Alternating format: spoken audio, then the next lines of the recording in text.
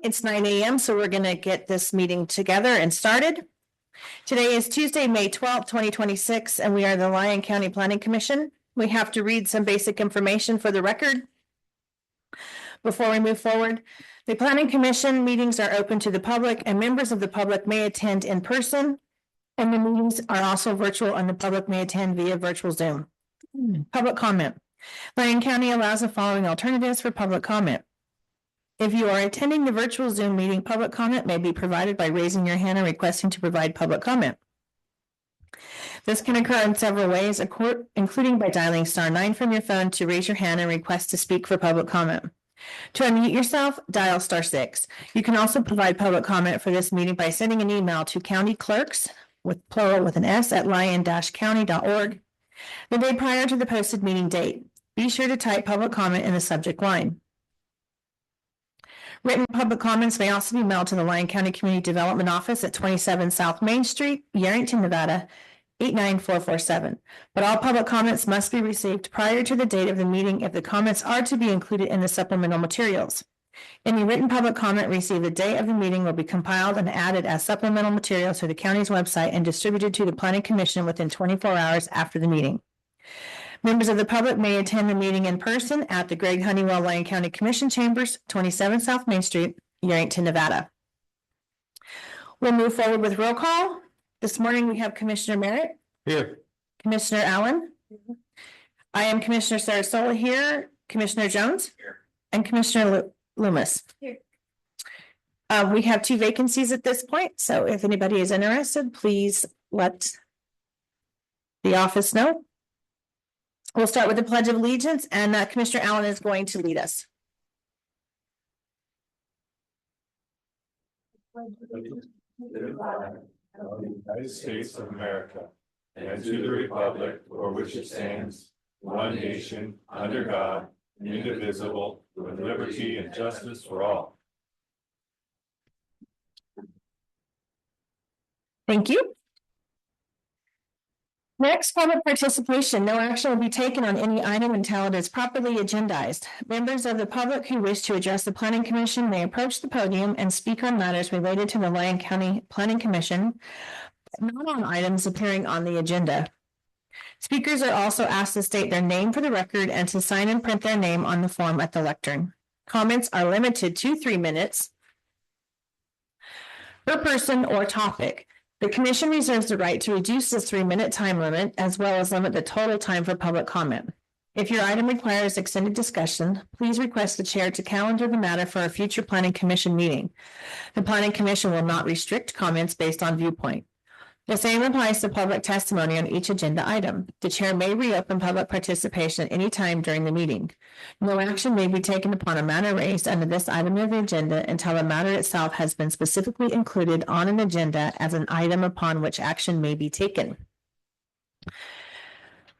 First, we're going to do the review and adoption for the agenda. This has a possible action, so we open the floor to any public comment.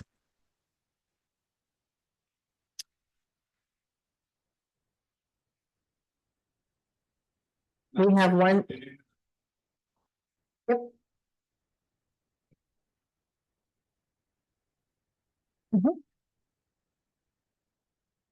I read it. Yes. So if you have public comment, you can step forward and you can do the public comment. Is this in regards to the agenda or just something in general? I'm not quite sure. Okay, well, we'll just leave it as open to the public for the item number 3. You have 3 minutes. Please state your name and make sure you sign in.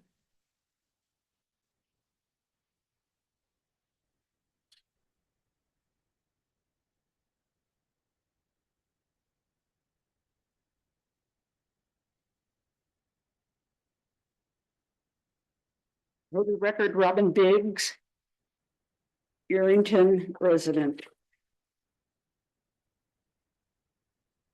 With a lot of what's going on with the data centers and the solar panels and battery storage, people are giving the go ahead like the BLM, and they're not following protocol. The water's not there.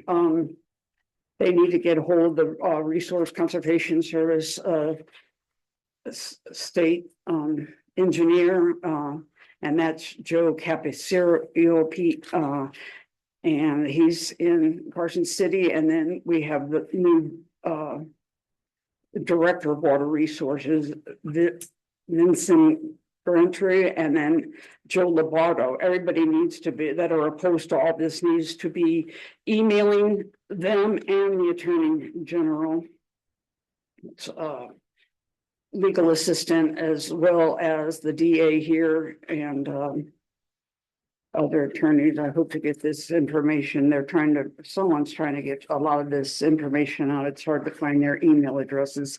There was a YouTube video on how horrible these data centers are.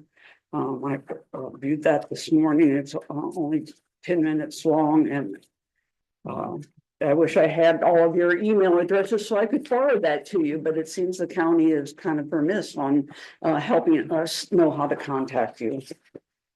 Thank you for your time. Thank you.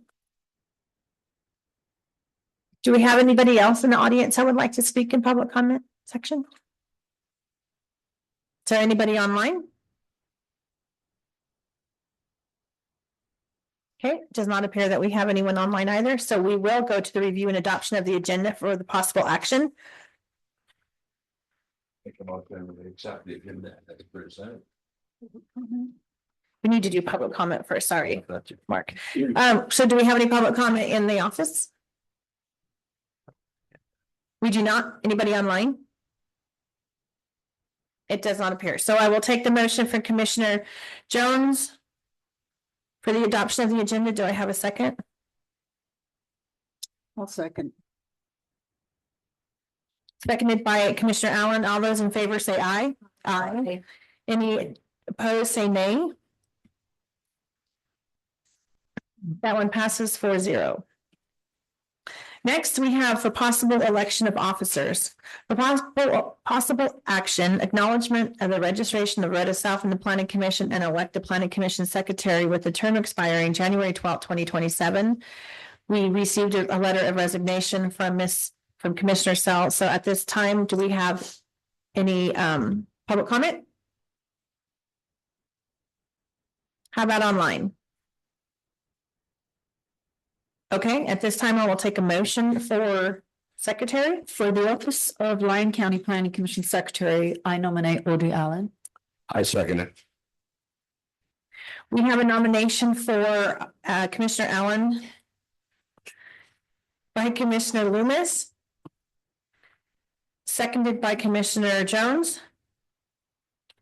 I'm going to assume you're not saying no and raising your hand, so that's a good thing. Do we have any other nominations? Okay, so we're going to take a vote at this time. Going to have to vote for yourself. All those in favor say aye. Aye. All those opposed say nay. That motion passes 4-0. Congratulations. Thank you very much for doing that. We appreciate it. Next, we're going to move for the possible action of approval of minutes.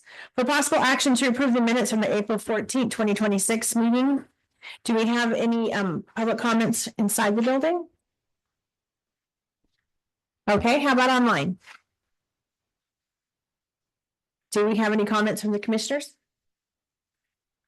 Okay, so we will take a motion for that. I'll make a motion to approve the minutes from the April 14th meeting as submitted. How about a second? I'll second it. Thank you. So we have a motion to accept the meeting minutes as is from April 14, 2026 meeting. The motion was made by Commissioner Lewis, seconded by Commissioner Allen. All those in favor say aye. Aye. Aye. All those opposed say nay. That passes 4-0.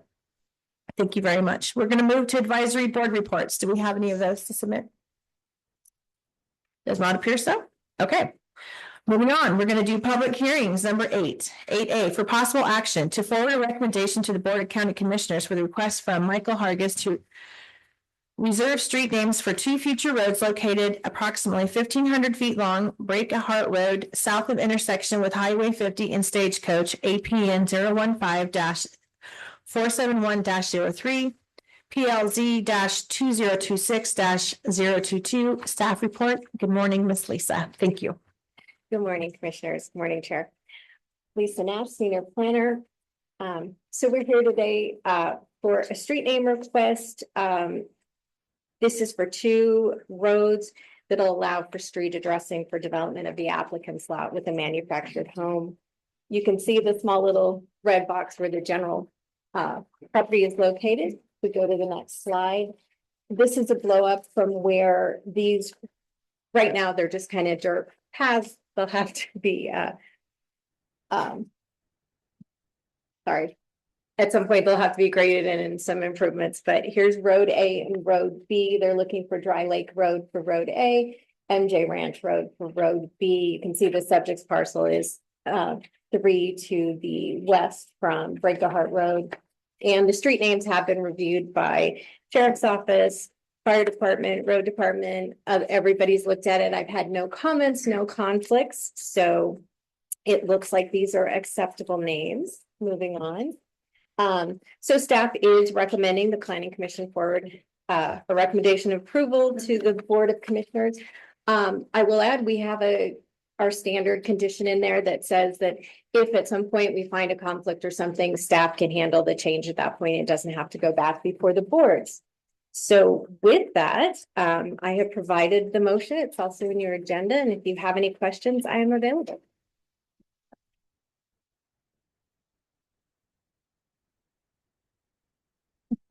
I was gonna say, I only have one comment.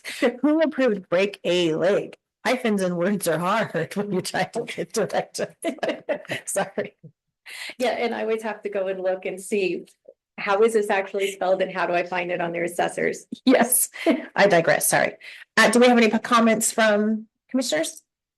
Do we have any public comment from anybody inside the building? How about online? Okay, at this time, I will take a motion. I'll make a motion. Commissioner Merritt. Based on the aforementioned finding, I move that the Planning Commission forward a recommendation of the approval to the Board of County Commissioners for a request from Michael and Jenny Hargis to reserve street names for the roads generally located approximately 1,500 feet along Break a Heart Road, south of the intersection with Highway 50 and Stagecoach, that will serve an approximately 5-acre parcel, APN 015-471-03, PLZ 2026-022, subject to the following condition. Do I need to read that condition or the one condition listed? Do we have a second? Second. Okay, so item number 8A had a motion from Commissioner Merritt, seconded by Commissioner Jones. All those in favor say aye. Aye. All those opposed say nay. Any abstentions? Nope. So 4-0, that one passes as well. Thank Thank you. you, Commissioner. Thank you. 8B for possible action, presentation and make recommendations to the Board of County Directors on the surface plan for the North Lion Power General Improvement District and appoint a representative to make a presentation to the Board of County Commissioners. NLPGID revised service plan April 2026 and NLPGID exhibits. All right, those are just the attachments. Okay, Andrew Haskin, Lyon County Manager, for the record. So for the last little over a year, Lyon County has been working with Northern Nevada Industrial Center to assess whether or not to put or to create a general improvement district for the purpose of creating power for that development. I don't know that I've presented to the planning commission on this project. I have presented to the Board of County Commissioners several times. So I'm kind of going to give you a little bit of background here and some overview on the project, and then we'll kind of get into what we're talking about today, which is the service plan, which is one of the first steps in creating a general improvement district. So for some background, in February of 2025, Northern Nevada Industrial Center requested a meeting with staff to discuss whether or not it was feasible to create a general improvement district to provide power to their development, to their industrial park. And then NIC was told at that time by Ambi Energy that it was likely that they wouldn't be able to get power until 2032 for their site, which is obviously quite a long time. And so they proposed creating the GID to provide that power on site to speed up the development of the industrial park. On April 17th, 2025, the Board of County Commissioners provided direction to myself and to staff to work towards the creation of that GID. And so they provided direction to go out and do all of the due diligence and meet with the Public Utilities Commission, meet with Ambi Energy, and meet with all the different players, kind of figure out what something like that would look like. Now, obviously, it's taken us a bit of time to get to where we're at today, but that's because it's quite a complex project. Next slide, please. Oh, so on May 15th, 2025, the board approved a resolution to initiate the formation of the GID, and we began conducting that due diligence. And as I mentioned before, that was quite extensive. Several meetings with the PUC, several meetings with Ambi Energy, I don't know how many meetings with the developer, a lot to take a look and see what this general improvement would look like, how it would be formed, kind of go through that process. It's not very common that a general improvement district gets formed in Nevada. The process is pretty complex. There's two chapters in NRS that regulate it, Chapter 308 and Chapter 318. They both work together, but I don't know why they're not one chapter, but you have to kind of look at one chapter and then look at the other and kind of piece it together to figure out what that process looks like. So the proposal for the GID would basically create a microgrid that would just power the industrial park, provide up to 3 gigawatts of power. That would be done in phases. So the initial phase could be up to 450 megawatts of power, which is a substantial size. To give you an idea of how substantial, so 3 gigawatts of power is what's up to 3 gigawatts of power is what's proposed. Currently, all of Northern Nevada runs on about 2 gigawatts of power. So pretty significant amount of energy. The proposal would be that the GID would contract the operations, the maintenance, and the billings to an experienced third party. So to talk a little bit about the GID formation process, and I covered this a little bit already, but NRS 318.117 authorizes the GID, the creation of the GID to perform one or more of the following as it relates to electric energy, and acquire all lands, rights, and other property necessary for the construction, use, and supply, operation, maintenance, repair, and improvement of the works used and useful primarily for the production, transmission, or distribution of electric energy to or for the public for any purpose. Furnish, deliver, and sell to the public light and power service, and 3, purchase generating capacity on the term set forth in subsection 3 of NRS 244.8.69. We won't get into that today, but thank you. Yeah, it's like I said, it's a fairly complicated process. So the steps to form the GID. First, there's the initiating resolution that happened May 15th of last year. The board decided to move forward with that. The second thing that happens is the service plan, and that's what we're here to discuss today. That has to be approved by resolution by the board, and that is, we'll discuss it. That process and what that looks like here in just a slide or two. Then there's an initiating ordinance, which is adopted, and then an organizing ordinance, which is adopted. So two different ordinances and the service plan and the initiating resolution. So we're at step 2. So the service plan has several requirements that it has to have. The service plan must include a financial survey and a preliminary engineering or architectural survey showing how the proposed services are to be provided and financed. A map of the proposed district boundaries and estimate of the population and assess valuation of the proposed district. A description of the facilities to be constructed and the standards of such construction. A description of the services to be provided by the district. An estimate of the costs, including the cost of acquiring land, engineering services, legal services, proposed indebtedness, and any other proposed bonds and any other securities to be issued, annual operation and maintenance expenses, and other major expenses related to the formation and operation of the district. So if you look, I'm sure you all reviewed your packet. I included the service plan and the exhibits in there. All of those elements are covered in one form or another in that service plan. Next, talk a little bit about the approval of the service plan. It's required before the district can be formed. It's incorporated by reference into the organizing ordinance, and it really creates the framework for how that district has to operate. If you look at NRS, it can't really, the operations of the district can't deviate significantly from that service plan unless that service plan has been amended. As the next bullet point says. So the process for approving the service plan has to be filed with the clerk 10 days prior to a BOCC meeting. That part has already been done.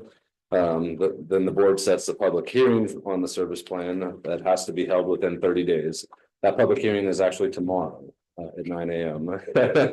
And NRS, it kind of compresses the timeline on this because you also have to do so much public noticing in the newspaper. It has to be I think published 3 times in 3 newspapers for 3 consecutive weeks prior to the hearing. So it got really tight on the timing of it.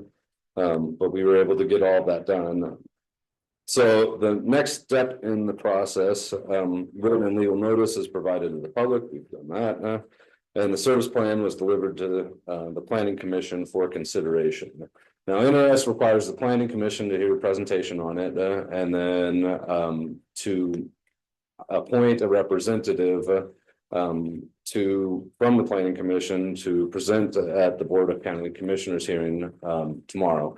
Does not say that the representative has to be a planning commissioner. So I am going to ask today that the Planning Commission appoint myself to do that presentation, unless somebody wants to get up to speed on that between now and tomorrow morning at 9 o'clock. So then within 20 days after the Board of County Commissioners hearing, the Board of County Commissioners shall advise in writing all interested parties of its action on the service plan, and that process is at least 3 weeks, maybe longer. So next I'm going to get into the highlights of the service plan. And again, there's far too much information in there for me to present at all. That's why it was included and available. And I'll be happy to answer any questions at the end, but these are just kind of the basic highlights of it. Being established under NRS 308 and 318. The district boundaries include all of Northern Nevada Industrial Center. And if you look on the map here, you can see NNIC going up USA Parkway outside of Silver Springs, just south of the city of Friendly city limits. The financial survey and financial information, performance and stuff were included in the service plan, but all infrastructure build out and construction activities will be fully funded and securitized through private development commitments. The district will not finance any development activity within the district boundaries. So essentially how it will work, and I may get into this a little bit further in the slides, but once a customer is identified, they will have to put up the money to build the facilities necessary to serve their project. they will enter into an agreement with the general improvement district and the third-party generator. Third-party generator will construct those facilities and provide the power, and then they'll pay a monthly bill to use the service. The district's creation meets the public convenience and necessity requirements of NRS 318.055, section 4C1. Currently, there is no electric service in NNIC, and the district will provide an avenue for such electric service. Because creation of the district is anticipated to allow for electric energy service on a timeline years ahead of any commercially reasonable alternative, creation of the district would serve the public convenience and necessity. The preliminary engineering and architectural survey, I apologize, it's got pretty small, but there's kind of a preliminary layout showing facilities and what the park would look like. There's a decent chance that this will change as the project evolves and end users are identified and we know more about the load capacity that is required. But we have to have something to get started with. I imagine at some point the service plan will have to be updated once there are some more specifics. Next slide, please. Population and assessed valuation estimates. The district projects no residential population. There's no residential zoning within the district. It's all for industrial. Right now, the assessed valuation is 1.6 million, but that's projected to be 279 million by 2031. That is assuming that some large users come in and build a facility.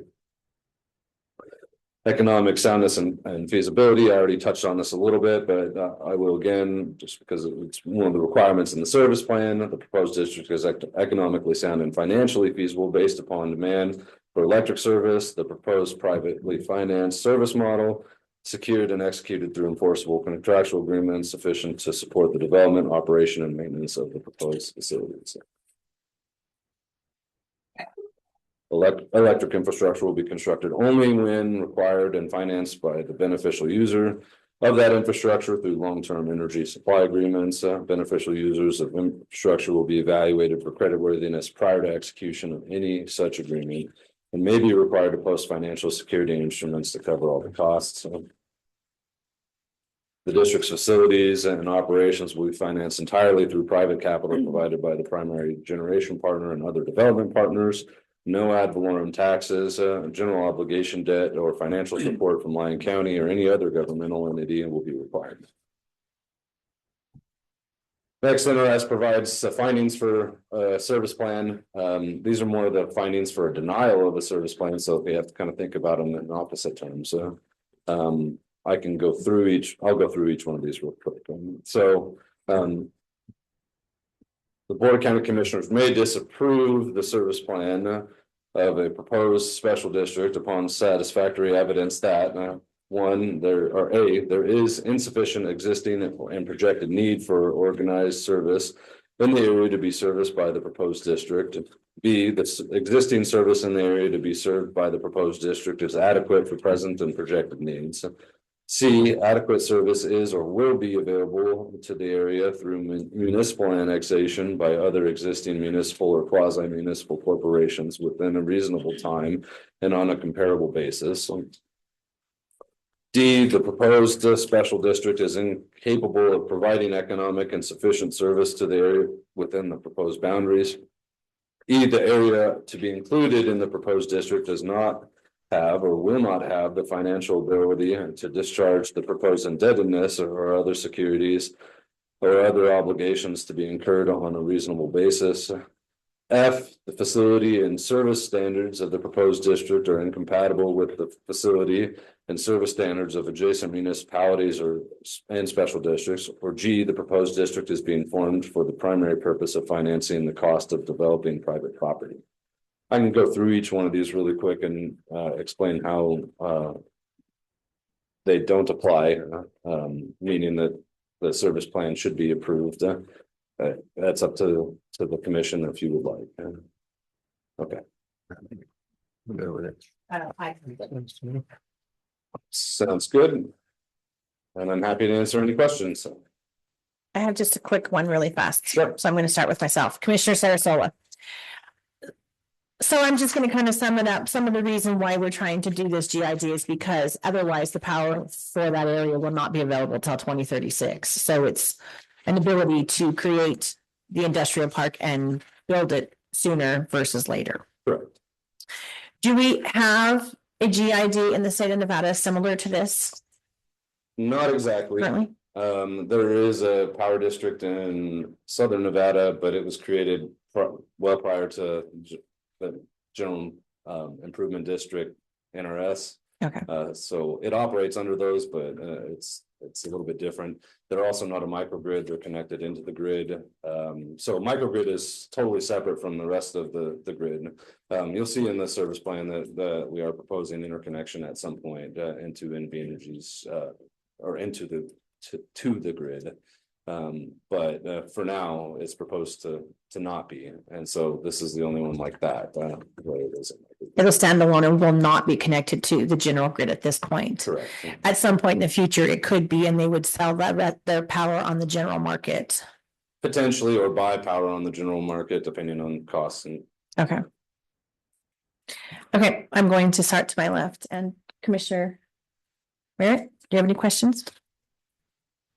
Audrey? I thought it was fairly well explained and it has a lot of stuff that I'm probably not smart enough to ask a question about. But I mean, it does follow the general guidelines of a GID.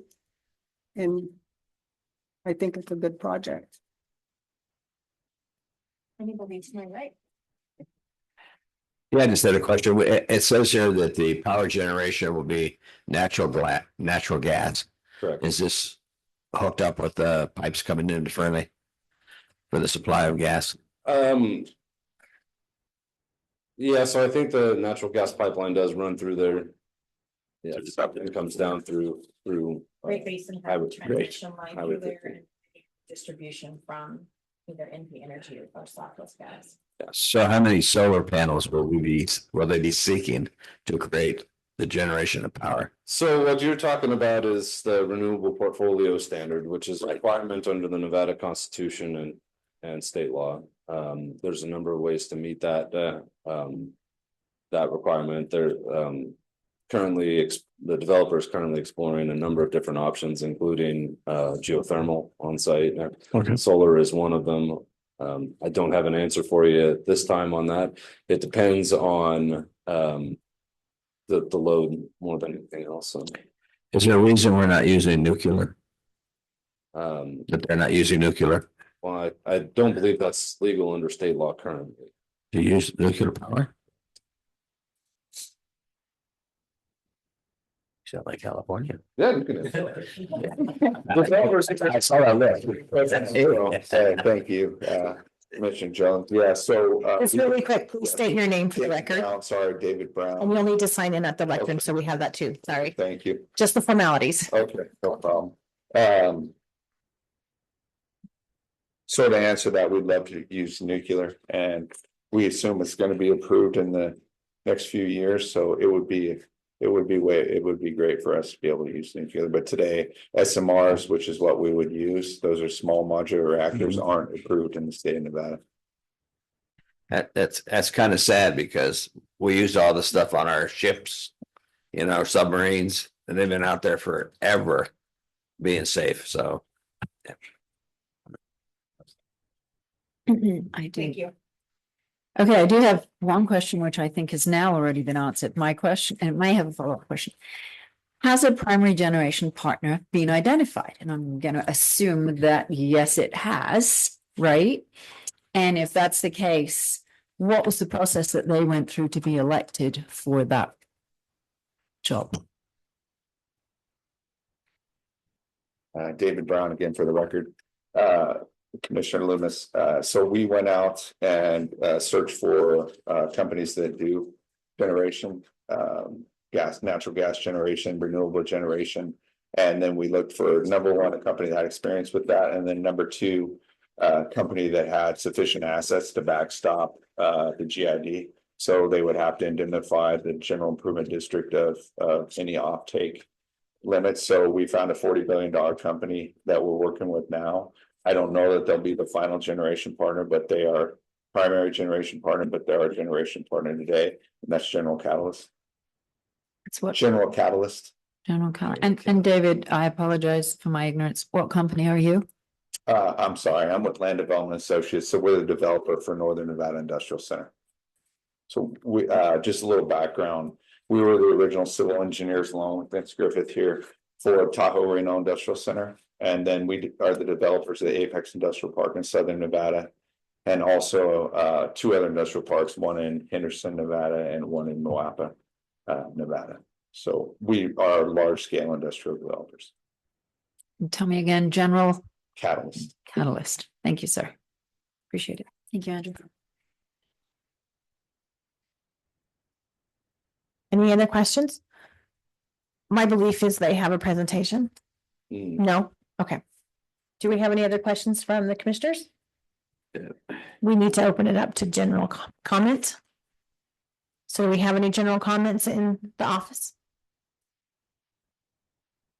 Yes, we have one coming. Nope. Oh, in a minute. No, I just. Oh, okay. Sorry. I got a hot mic. Good morning. Just state your name again for the record, please. Good morning, y'all. This is Robin Biggs, citizen of Yerington, Nevada. This is just wrong, to go on with this, it's not being done right. The senior planner that lives over in Smith Valley, he acts like a lobbyist in here, running around when things come up that they're not doing things right. And very disruptive, and he gets away with it. I don't know if this is BLM land or county land again, but no, this should not go through. It's the water. It's the water you got to look into. Where have they gotten a hold of the state engineer? And they shouldn't even be coming here yet. They should get a hold of the state engineer and the with the Resource Conservation Service and Joe Lombardo. Of course, he's kind of all for this. He doesn't realize what's going on. And Joe Capiero, every solar panel thing going on anywhere, once it's connected from one end of the state to the other with the green link, is going to be Warren Buffett Nevada Energy. They have all these names for all these solar panels, all south of here. They can't find water. They've been drilling. Now they're taking it out of the Valley water rights from the Snyder Ranch. This is wrong. You need to stop. You need to look at that video of what was sent to me today. They have not done their homework. They know they're in violation. They're not looking to see if it's historical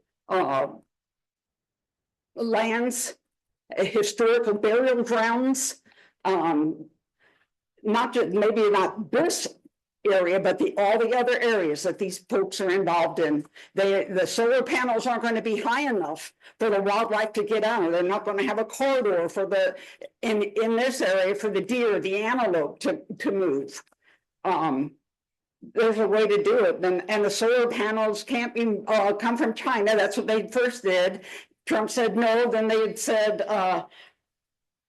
So then they said we got solar panels made in America, and it turned that the watchdogs found out that they were components.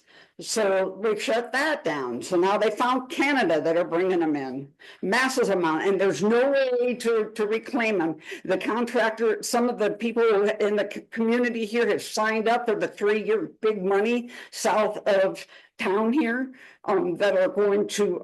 They paid $250 for the union fee, and they're paying $60 a month for to be a member of the union, and there's no water, and so what are they going to do, And they're paying these unions and these poor people are getting kicked out of their rentals houses. Because, local people outside Investors, California, Russia. Are, kicking people out of their home. Because they can get these contractors, and part of their payment, their salary is housing, so these investors, even locals, are selling their home at, $600,000 for a duplex over in North Winnebago, and somewhere, and then they're charging them, and so the local people are being forced out of the housing. It's horrible. This should not go forward until you look and do more research of what NV Energy and Warren Buffett's doing. They have not done their homework yet. They're supposed to come with what it looks like aviation wide. They have been told, the commissioners, that they need to come in and show an artificial intelligence thing of what this is going to look like, at least from Lyon County and into Mineral County. I'm just gonna let They you aren't know, doing it. your 3 minutes are up. They're not doing it. They get to keep coming back and doing this again and again. Thank you, Ms. Biggs. Do we have anybody else in the audience that would like to speak? Do we have anyone online who would like to speak? We have Brent on line that would like to speak. Please state your name for the record.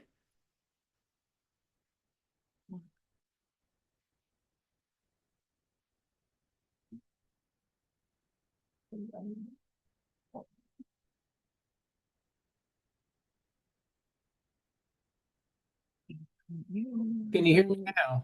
We can hear you now. So just state your name for the record and then you have 3 minutes, please. Sorry about that. Brent Lovett, Silver Springs.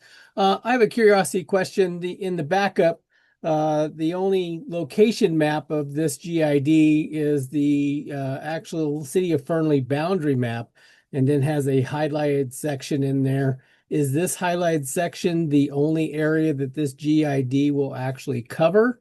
Yeah, that's basically, is it just for Northern Nevada Industrial Center only, or can other property owners that adjoin that with other projects that are being proposed at the moment, can they also join that GID? Thank you.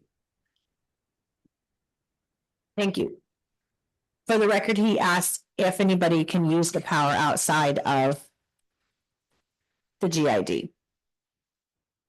You want me to answer that? State your name for the record, please. Andrew Haskin, Lyon County Manager.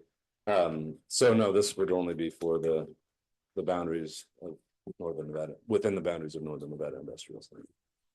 And again, we did say that there could be potential that they connect to the general grid at some point, and it would be able to be utilized by power companies around us, Yeah. therefore maybe the locals, but until that happens. Well, and I mean, I will say that the boundaries of the district can be amended at some point in the future. Currently, it's proposed to be just for the industrial center. Thank you. Do we have any other questions online? That gentleman has his hand. No, that's the mouse. Okay, at this point, we have no additional questions or any public comment in front of us, so I will take a motion at this point. I'll make a motion. Can I make a comment first, just so that people Yes. understand? When we make motions to present things to the Board of County Commissioners, it's so some of those inquiries you're concerned about can be addressed. So just understand that, please.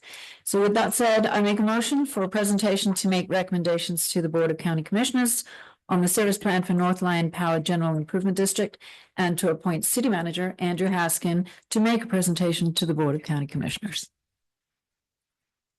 Do I have a second? I would second it, except I would like to change his title to county manager And from city manager. him. Perfect. So we have a motion by Commissioner Loomis, a second by Commissioner Allen. All those in favor say aye. Aye. All those opposed say nay. That passes 4-0. Thank you very much. We Thank you. appreciate it. 5-0. Oh, I keep counting it to 5-0. Everything has been passed today 5-0. I leave myself out, sorry.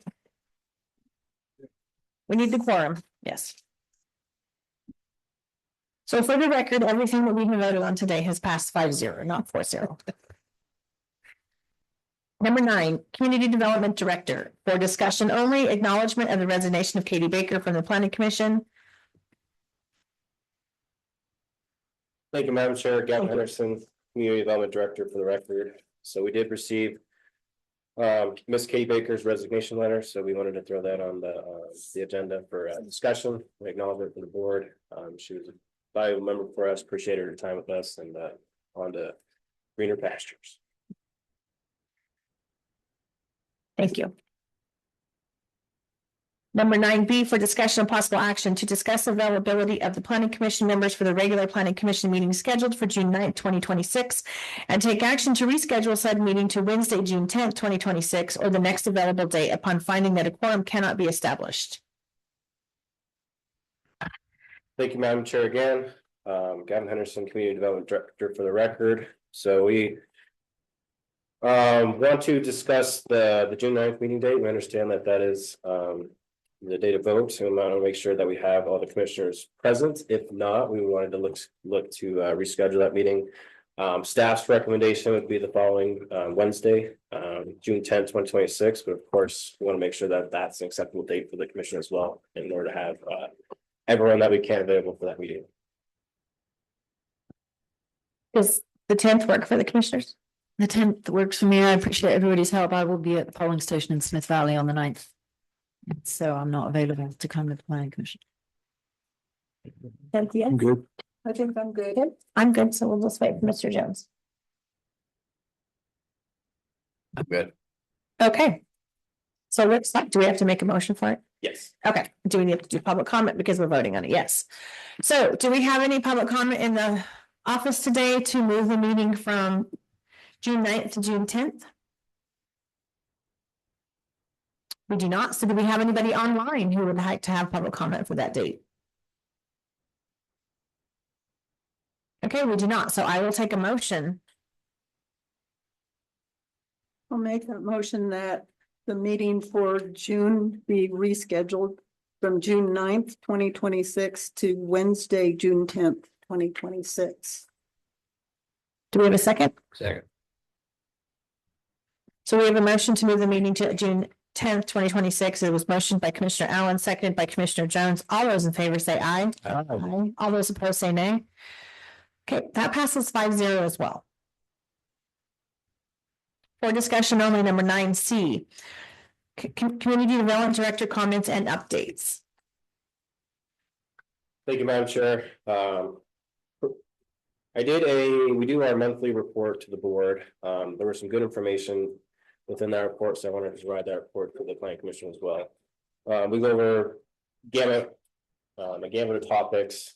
We go kind of through the permits we received, quantity, types of inspections, as far as quantities there as well. Really the crux of it, we did a lot of website updates. We can go to the beginning of the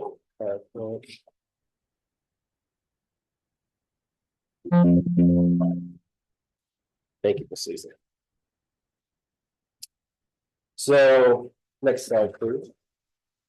So to start off, we have our mission statement. This is something the Community Development Department lives by, kind of our badge of honor. So Lyon County Community Development Department is committed to promoting safe, sustainable, and vibrant communities by providing responsive, transparent professional services in planning, building, code enforcement, and economic development. We strive to guide growth in a manner that preserves the county's unique character, ensures public health and safety, supports the responsible development, and fosters a thriving local economy for current and future generations. Moving forward, we start out with our residential data. So this just walks you through some of the most common permit types. We really wanted to highlight that we received for the month of April 76 single-family repeat permits. If you're unfamiliar with those are, it's a simplified review process. Basically, when we approve subdivisions, they're allowed to come in with master stock plans. So we review that permit for that house, which is a tract home essentially, one time, and then they resubmit. They submit plot plans to us with reference to that stock number, and review those. So it's a little condensed review timeline, just to make it a little easier. received a lot of agricultural permits, miscellaneous permits, anything from mechanical, electrical permits and those kind of things. Received 159 permits for the month of April. We completed 817 inspections for the month of April as well. And then current building permit plan review times is in that 2 to 3 week range. We can't see the presentation. Thank you. Thank you.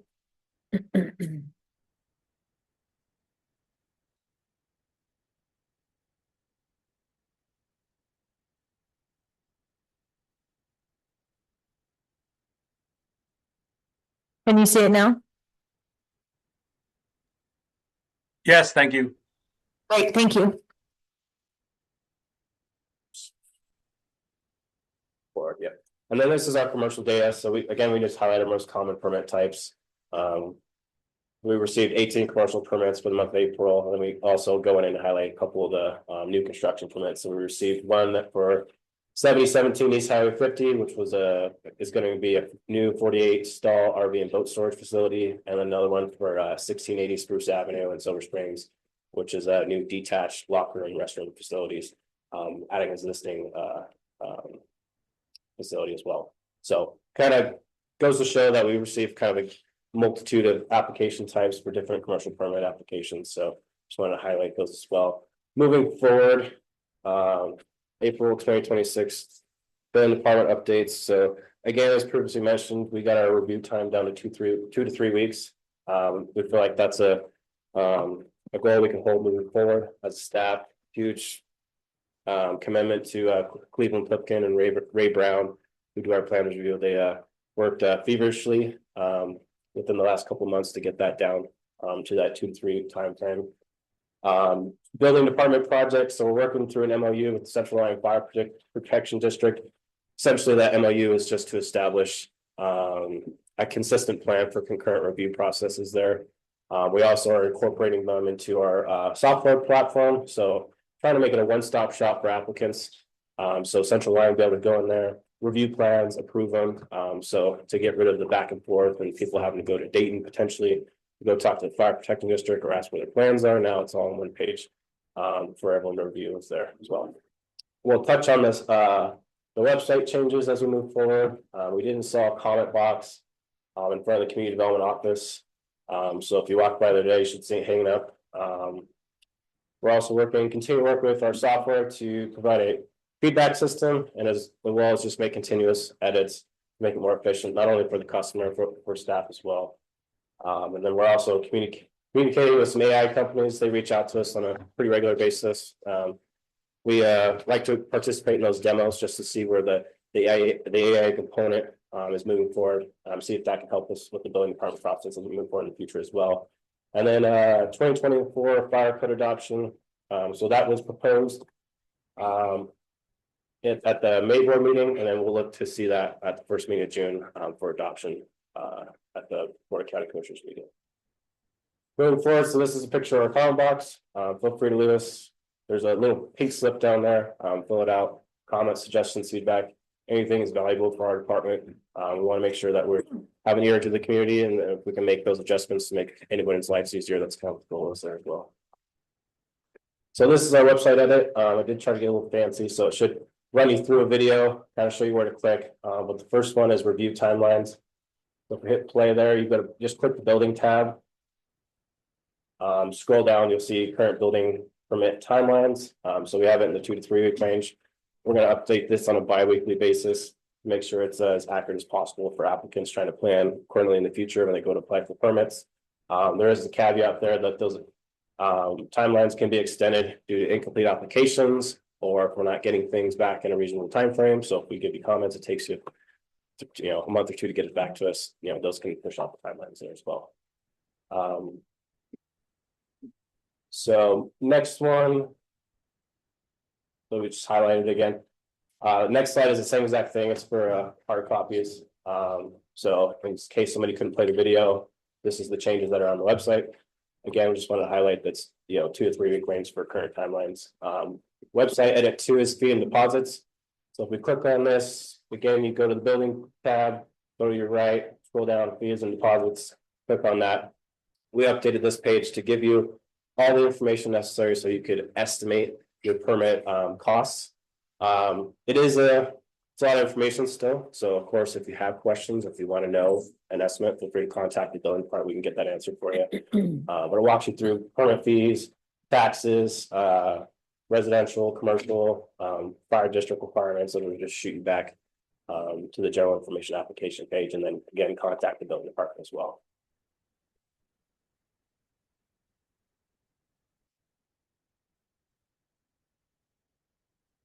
The website edits 3 and 4 information and applications. So if you go to the building tab, again, go scroll down, information applications. Really, we segregated the information. So you have general information, and then you can find anything for residential. And in one side, manufactured homes, commercial, floodplain development applications, external agency information, which all we have right now is Walker River irrigation application. And then we also added fire district information. So if you click on any of those links, which in the video, we just click the Central Line Fire Protection link, it'll actually take you to their plan review webpage. So again, just trying to make it a one-stop shop for information, and that way you're not having Google search things, which you can run into maybe some issues there. We also took advantage of the update to update the forms and the information on there as well, so it's easier to read, you know, with headings, subheadings, those kind of things, so you can find information easier in those documents. Whether it's general information or the residential checklist, commercial checklist, anything like that. So all those documents have been revised with same information, which, like I said, we just restructured it so it's easier to read. But that's website edits 3 and 4. Again, if you click on these boxes, it'll take you a link to the Fire Protection District's plan review page, just for hard copies. April 2026 planning data intake. So we receive applications, or we open the application period for a day once a month. Usually it's the third Monday of the month. So in April 2026, we got 1 TUP temporary use permit, 1 reversion acreage, 1 final parcel map, 1 tentative parcel map, 2 conditional use permits, and then 1 master plan amendment. So we look forward to seeing a couple of those applications at this commission moving forward. We also, this has been available for about 4 to 5 months, but I don't think it gets a lot of attention that it deserves. So with this website edit, if you go to planning, scroll down, and then you go to applications under review.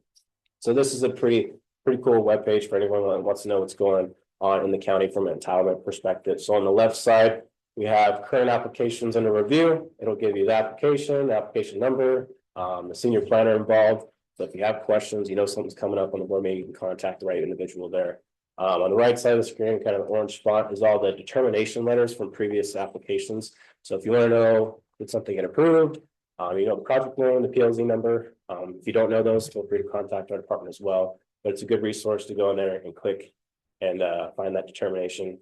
If you go to the next slide,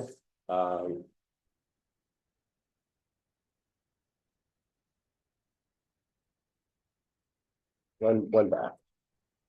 So on the top right, that just takes you to an Excel sheet, and that's kind of some more high level information. You can search it a little easier.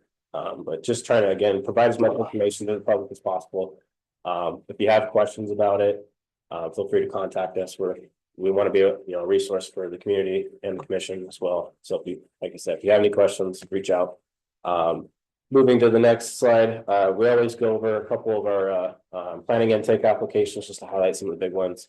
So we did receive the CUP conditional use permit for the Boys and Girls Club, Mason Valley, located in Silver Springs. So this will be a new 13,660 square foot clubhouse and early learning center building together with a 14,180 square foot recreational center gym.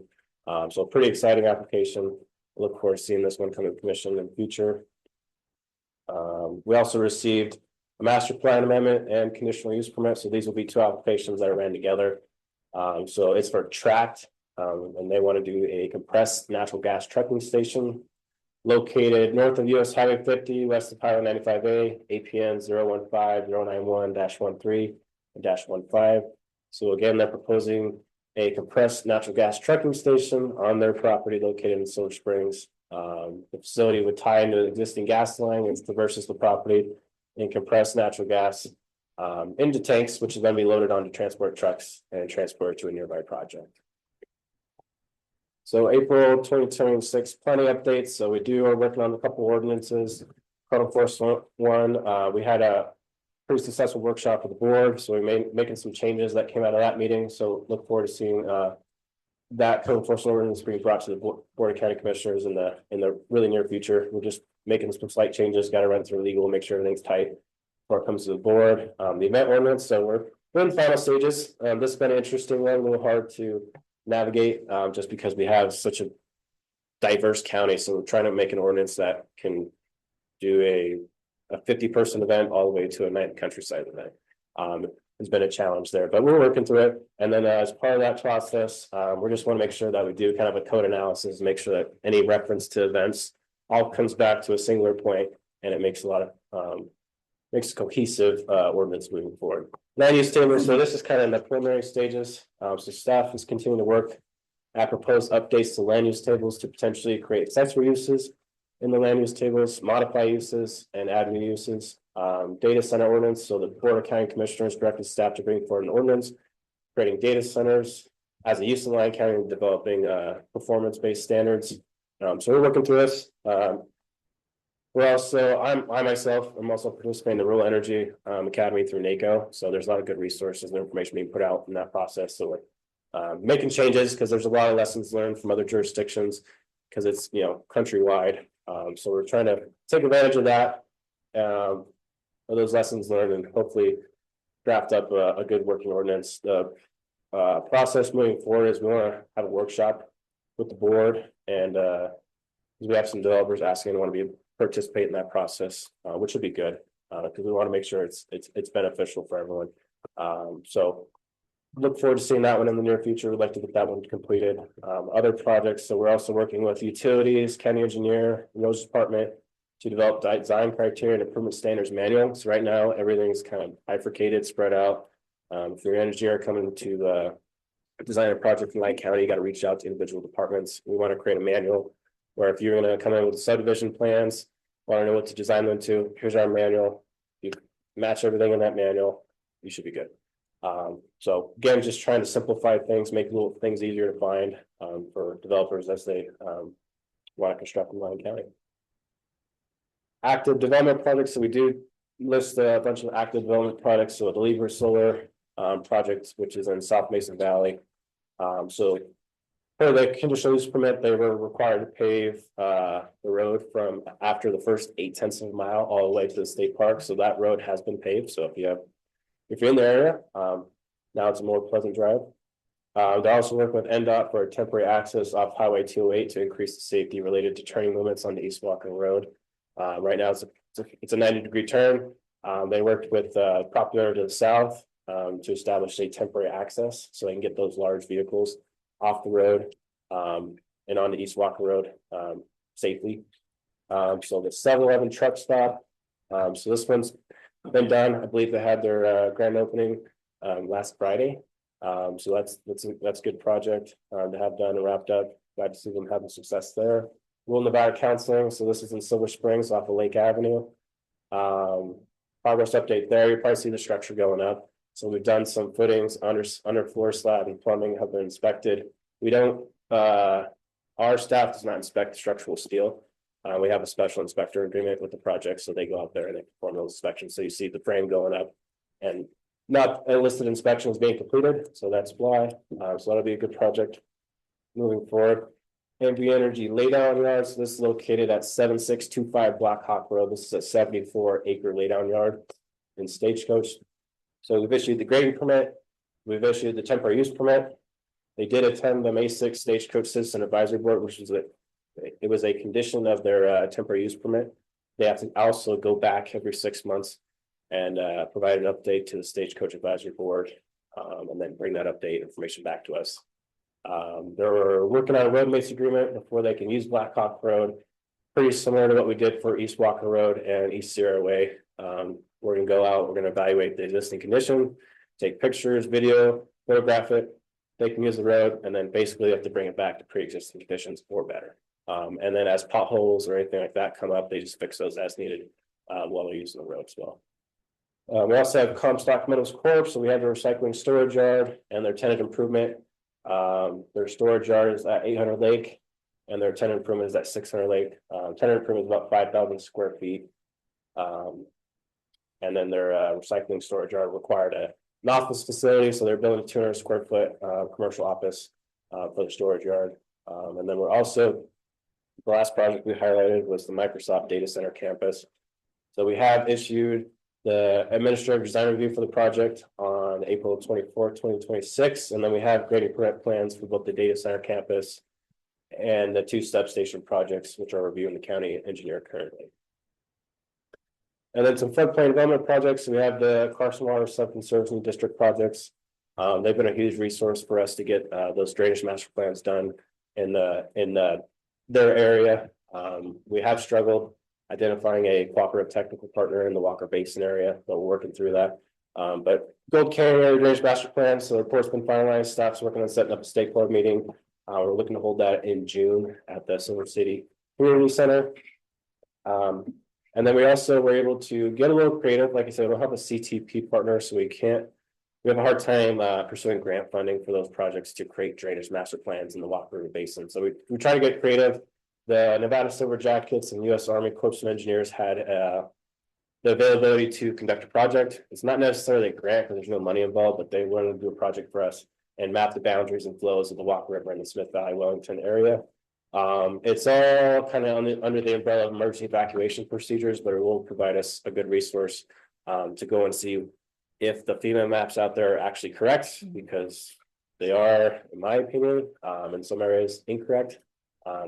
So we do have a clause in the chapter 800 that allows us to interpret floodplain boundaries. So this will be a good resource to make that process a little bit more streamlined and not put that burden back on the applicant. Because right now we just don't have that information. So the interpretation process is, okay, provide us a topo map done by a licensed surveyor or engineer, and basically provide us information to determine that you are outside of any sort of flood risk.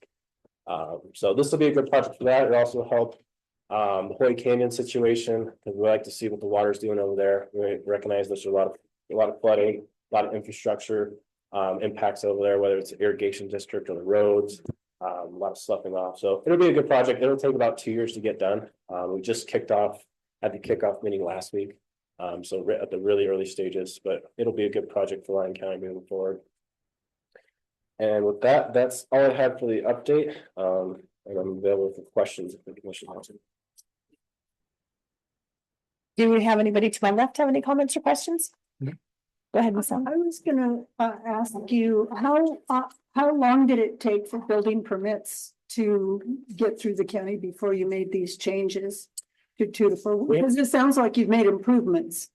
We have. I mean, the biggest improvement was training one of our inspectors to do more simplified plan reviews. Obviously, we had a backlog with the code update. Saw a lot of plans come in between November and December. And then prior to that, we had an inspector go down. So our plans examiner had to go out, split his duties there.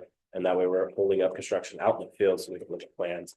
But we've since surpassed all that. They were about 6 to 8 weeks. And that's why we put the information on the website, because there's some inconsistent information getting out there. So that's a good resource. But like I said, we update it bi-weekly. Estimated review times. So we take the oldest permit queue and usually we go a week before and a week after. So 2 or 3 weeks. Our oldest permit right now is probably about 2 weeks. You know, it's really commendable, you know, that you're doing all of this, but it's going to raise expectations. People see you putting this kind of information up and they're going to want to see it updated. You know, it's not a problem for us. Like I said, it's a part of our program now. We want to make sure that people can plan accordingly. If we do have another instance, like I said, our department's pretty fragile. Not a lot of duplicated people there, right? We have 2 inspectors, 1 plans examiner. So if someone gets hurt or maybe anything can happen, right? Yeah. So we want to just be consistent, update people so they're not just in shock and awe if they see something different as well. you know, and you made some valid points about this county being so large, and we've got various population centers. So to have this information in one place and it's updated regularly is good, because there's nothing more maddening than going to a county website and seeing old information. Right. Or knowing that somebody is working in a department, but you can't reach them because you can't find them. Right, right. Yeah. But there was previously, there was, what was it, lack of information, it was just hard to find. Right, you either have to go with documents tab, which is kind of hidden on the website a little bit if you're not looking for it. So just trying to make sure everything's there. It's in a place where if you're looking for general terminology, you'll be able to find it pretty easy. Like I said, if you're still can't find it, give us a call, reach out to us. We print it out for you, send you an email with it, whatever you need. It's commendable that you want to be held accountable. I like it. That's our job, right? We're public servants at the end of the day. We'll make sure that it's open to the public. Anybody to my right, Mr. Jones, Commissioner Jones? I got a few lingering thoughts here. A couple questions. You mentioned NACO training for that this just been going on. Who qualifies for that training? It was Just commissioners? was a training. I don't know the qualifications. I was just allowed to participate because they wanted somebody from staff. I believe we have 2 commissioners and then myself, and I think there's an individual from RCI as well who we contract with. But I don't know specifically the qualifications, just was glad to be afforded the opportunity to attend it. It's been, like I said, a wealth of information. Yeah, I'd like to be able to see some of us possibly attend those. Because we're making up rulings on what's in those classes. I mean, that would help us make rulings down here on what they're learning. Because I've heard from Tammy that it's an excellent class. It is. And it brings a lot of knowledge to them. So it'd be nice if we could also tap into that training a little bit. You answered my 2 to 3 week question. I was gonna say what's different, because it has been a long time, with some of these permits. So you took an inspector out of the field a little bit to do plan checking? No, but he is our southern inspector, so some days are pretty light. So on those days, when he gets through all of his inspections, he'll come back to the office and do those simpler plan reviews like manufactured home permits, single family repeats, patios, porches, those kind of things. But yeah, we're just trying to take advantage of idle time there. So our inspection time hasn't been. No, yeah, we're still next day. Very important. Topos. The artist view has a lot of properties along that road that go way down their property lines and touch a flood zone. Right. When we know that there's no way in hell, even in a 100-year storm, that those houses are going to be affected. Right, I'm running into multiple of those situations. That's why I'm very fortunate that Chapter 800 has an interpretation allowance for us. The topo map is something just to give us the most accurate information possible. Like I said, we have run into multiple properties. I can remember one specifically off of Eloise Circle. They were 40 to 60 feet above the river channel, and if their property saw water, we don't need boats. So those cases, absolutely, 100%. Yeah, I would think we could proact and make that area topo free, because we know they're not going to flood. Because I know the one that you're talking about, he did a topo, and then when he did it, they told him that it wasn't required now, but he'd already spent the money doing a topo. I don't know what it said it wasn't required, but Well, that's what he told me. yeah. He says, I was told I don't need this now, and I paid the Like I fee. said, code says you'll need to provide information from a surveyor, engineer. I can't provide that information to you. I can't make that decision without accurate information you're providing me. So that's what that's there for.